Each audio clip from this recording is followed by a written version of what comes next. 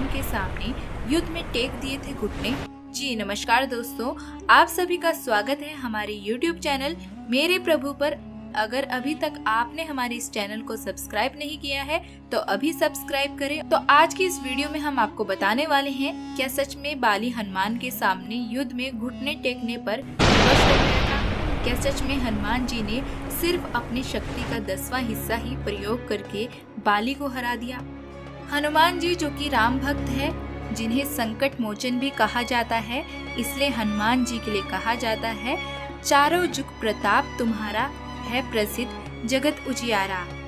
बाली जी से खुद पर बहुत घमंड था कि उसे विश्व में कोई नहीं हरा सकता और ना ही कोई उसका सामना कर सकता है, क्योंकि उसे ब्रह्मा जी से वरदान प्राप्त था कि जो भी उससे लड़ेगा उसकी आधी शक्ति बाली के अंदर समा जाएगी। एक बार जब प्रभु श्री राम की भक्ति में राम भक्त हनुमान जी वन में तपस्या कर रहे थे, तो उस दौरान अपनी ताकत के नशे में चूर बाली लोगों को धमकाता हुआ वन में आ पहुंचा और चिल्लाने लगा कि कौन है जो मुझे युद्ध में हरा सकता है? किसी ने माँ का दूध पिया है जो मुझसे मुकाबला करे? बाली के चिल्लाने से उनकी तपस्या में विघ्न हो रहा था।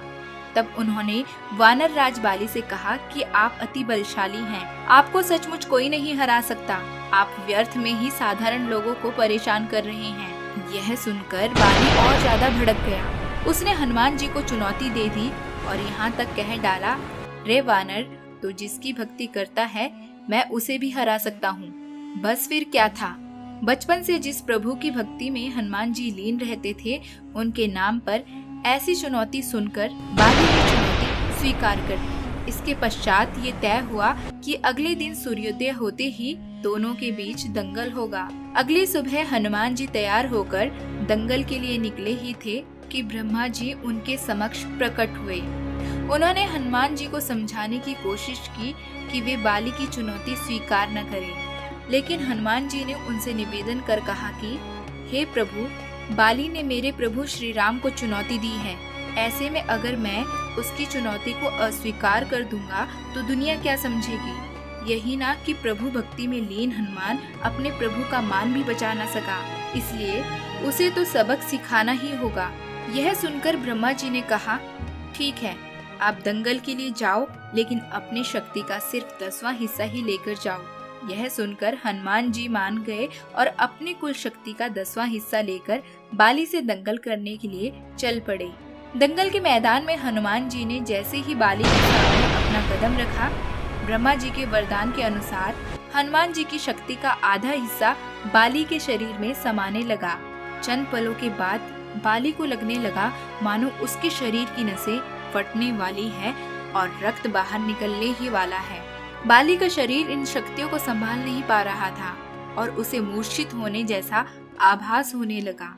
तभी अचानक ही वहां ब्रह्मा जी प्रकट हुए और उन्होंने बाली से कहा कि खुद को जिंदा रखना चाहते हो तो तुरंत ही हनुमान जी से कोसों दूर भाग जाओ, अन्यथा तुम्हारा शरीर फट जाएगा।